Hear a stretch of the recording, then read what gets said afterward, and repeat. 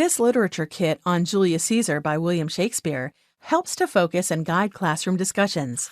55 pages chocked full of a variety of scaffolding strategies incorporated in our Before You Read worksheets for each chapter section, along with vocabulary prompts to prepare your students for the reading, with rubrics, teacher guide, and author biography. Imagine alternatives to dealing with disagreeing parties in a peaceful manner. Put yourself in the mind of Brutus to determine how he convinces himself to betray his friend.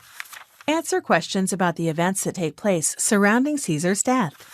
Look inward to identify your own values and what you would do to see them realized. 6 additional writing tasks follow. Supplement an existing unit with in-depth writing tasks, such as keeping track of your dreams in order to decipher their meanings. A word search puzzle and comprehension quiz ends the unit. The easy marking answer key works by lining up perfectly with the matching question pages. 3 color posters, which are graphic organizers, completes the resource. Complete a timeline of the real Julius Caesar and his accomplishments. Visit our website to see more novel study guides just like it.